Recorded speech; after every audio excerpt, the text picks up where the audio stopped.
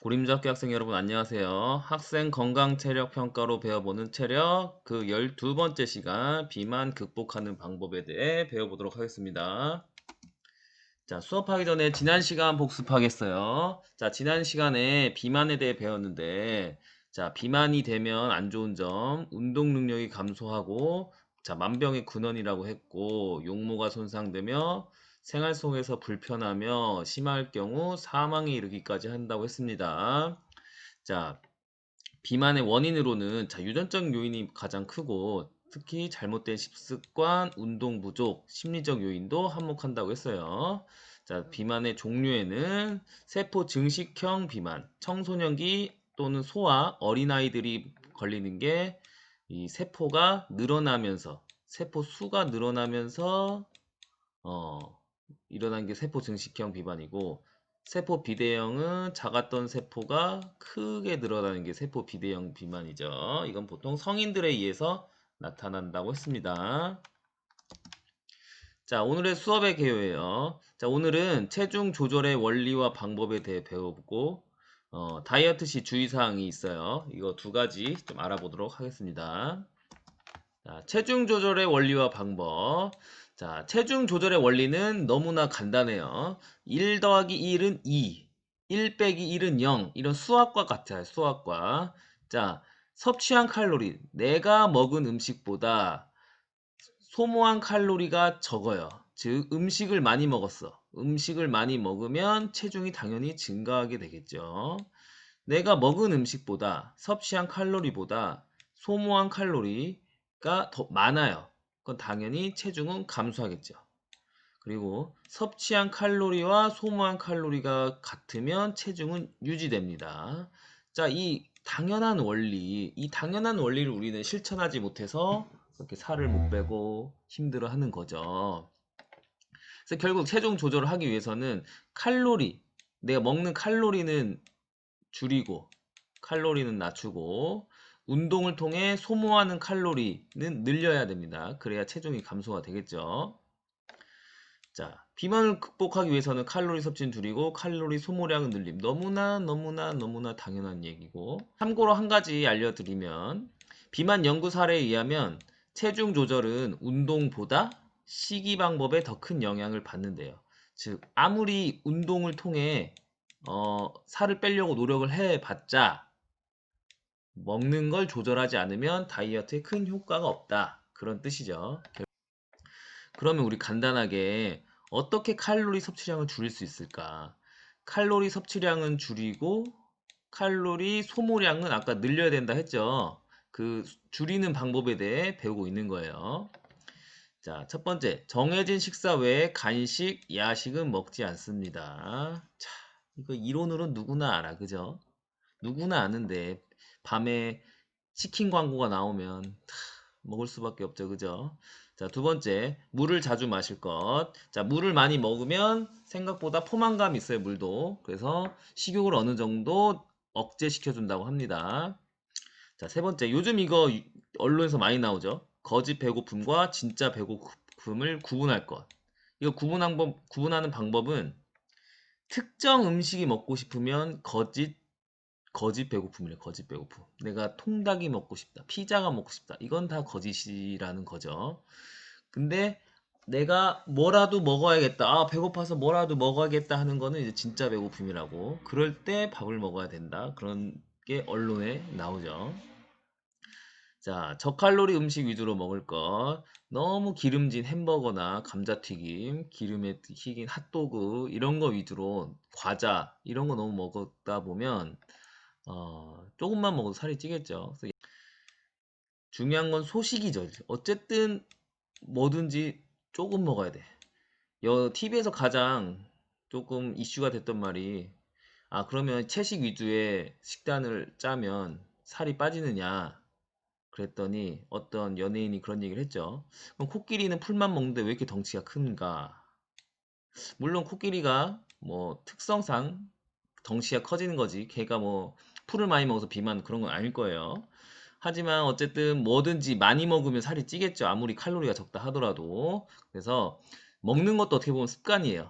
조금 먹어 버릇하면 조금씩 먹는 거 익숙해집니다. 또 많이 먹어 버릇하면 많이 먹는 거 익숙해지고. 그래서 어쨌든 소식을 해야 다이어트에 도움이 될 것 같고. 그렇다 하더라도 성장에 필요한 최소한의 영양소는 섭취해야 되겠죠. 여러분들은 아직 키가 다 안 자랐어요. 성장판이 아직 열려 있어. 그렇기 때문에 영양소 섭취를 게을리하면 안 됩니다. 무조건 살 뺀다고 굶고 안 먹고 그러면 안 됩니다. 우리 3대 영양소, 단백질, 지방, 탄수화물 이 세 가지는 매일매일 꼭 섭취를 해줘야 돼요. 자, 마지막으로 규칙적으로 생활할 것. 우리가 늦게 자고 늦게 일어나고 하다 보면 밤에 먹게 되고 뭔가 생활 리듬이 깨져버리겠죠. 자, 그러다 보면 간식, 야식 이런 거 위주로 먹게 돼요. 결국엔 사람은 밥 먹을 때 먹고 안 먹을 때 안 먹고 이것만 잘 지켜도 살은 확실히 빠지는 것 같아요. 자, 그럼 이런 식으로 칼로리 섭취량을 줄이면 되고, 그 칼로리 소모량을 어떻게 늘리느냐? 어떻게 보면 선생님이 가르치는 게 체육이죠. 체육 교과에서 더 관심을 가져야 될 건 이 칼로리 소모량을 어떻게 늘리느냐. 결국 운동을 통해서 늘려야 될 것 같은데, 자, 구체적으로 한번 살펴볼게요. 자, 첫 번째, 유산소 운동을 통해 지방을 분해해야 합니다. 결국엔 살이 찌는 원인은 이 지방 때문에 지방. 이 지방을 줄여주면 돼. 근데 이 지방은 유산소 운동을 통해서만 분해가 됩니다.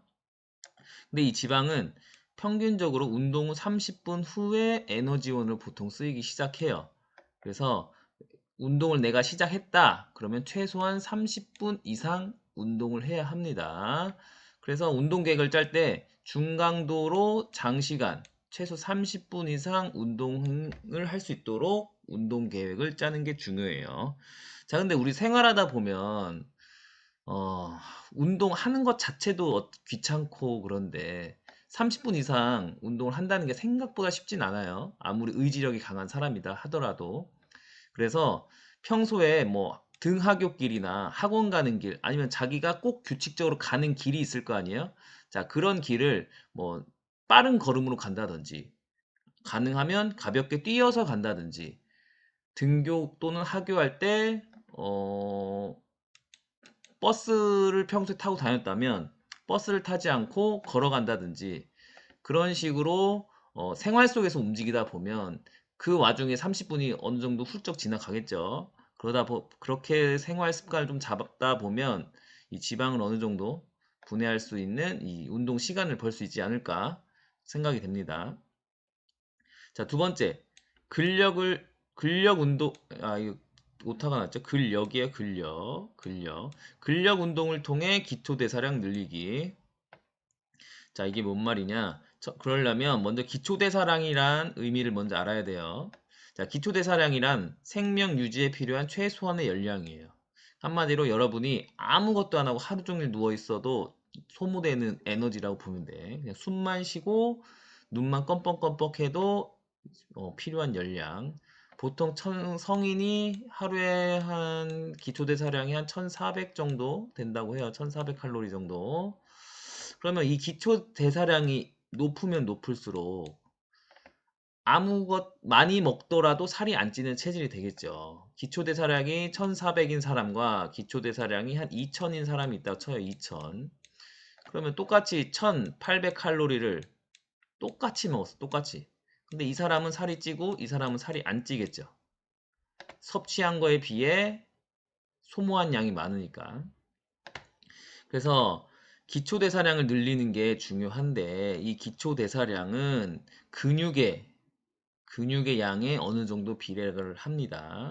근력이 늘어나면 기초 대사량도 늘어날 수가 있어요. 그래서 근력 운동을 꼭 해야 돼요. 근력 운동을 꼭 해야 돼.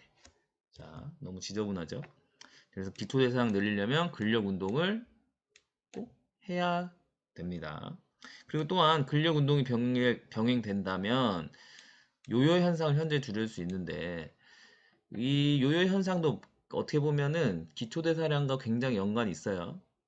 기초대사량이 1400인 사람이 굶었어. 굶어서 한 30kg가 떨어졌다고 해요. 그럼 그때 근력 운동을 안 한다면 지방만 분해된 게 아니라 근육까지 오히려 분해가 돼요. 자, 근육량이 줄면 기초대사량 어떻게 되겠어요? 당연히 줄어들겠죠. 한 1200으로 줄었다 쳐. 그러면 이 사람은 다시 정상적으로 생활을 해서 1300만 먹어도 예전에는 살이 빠지는 거였는데 다이어트를 한 이후에는 살이 찌는 게 돼버리는 거죠. 이런 식으로 해서 요요가 현상이 일어납니다. 그래서 무조건 뛰면 살이 빠지느냐? 그건 아니에요. 근력 운동도 조금씩은 병행을 해줘야 됩니다. 물론 어디에 더 비중을 두어야 되냐 하면 유산소 운동 쪽에 비중을 둬야겠죠.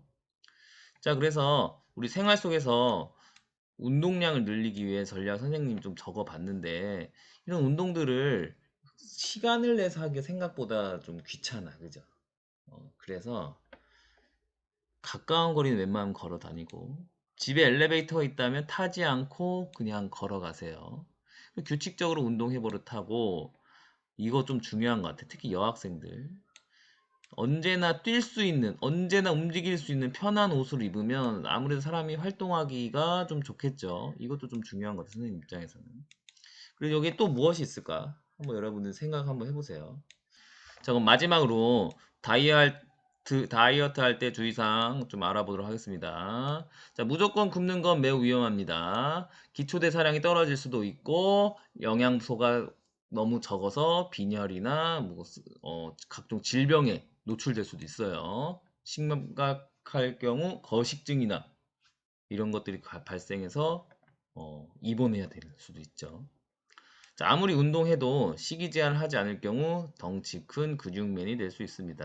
흔히들 우리 좀 비속어로 근육돼지 막 이런 얘기 하는 경우가 있죠. 운동은 정말 좋아하고 많이 하는데 덩치가 큰 사람이 있어. 그런 사람 보면 엄청 많이 먹죠. 그러면서 운동도 많이 해. 그러면은 덩치만 커지고 뭔가 다이어트가 되진 않는 것 같아요. 그래서 운동도 중요하지만 아까 앞에서 말했죠. 먹는 게 다이어트에는 중요합니다. 먹는 걸 줄여야 돼. 자, 마른 비만인 학생도 있어요. 특히 여학생에게 이런 거 많죠. 엄청 왜소한데 키 다 지방이야. 자, 그런 학생들의 경우 건강에 매우 좋지 않아요. 왜냐하면 마른 비만도 비만이야. 보기에는 말라서 난 괜찮다 생각하는데 비만인 경우 만병의 근원이라고 했죠. 그래서 그럼 질병에 노출될 수 있으니 그런 학생들은 근력 운동 위주로 근육을 늘리는 운동 위주로 체중을 관리하면 좋을 것 같습니다. 자, 결국 오늘 수업의 핵심 포인트는 뭐냐면 이거야. 운동도 중요하지만 결국 먹는 걸 조절해야 다이어트에 성공할 수 있어요. 야식 먹고 그런 거 하지 말고 규칙적으로 또 딱딱 세 끼만 먹고 운동을 어느 정도 하면 다이어트엔 다 성공할 수 있을 것 같아요. 무조건 굶는 건 위험하니까 안 됩니다. 키 안 클 수 있어요. 자, 다음 시간에는 지금까지 우리가 배운 운동 방법을 총망라해서 실전 운동 프로그램을 예시를 통해 한번 배워볼 거예요. 이런 학생의 경우는 어떤 식으로 운동을 해야 될까? 이런 학생은 어떻게 운동해야 되지? 이런 학생의 경우는 어떻게 운동해야 되지? 다양한 사례를 통해서 운동 프로그램을 계획하는 법을 배워보도록 하겠습니다. 자, 그럼 다음 시간에 만나요.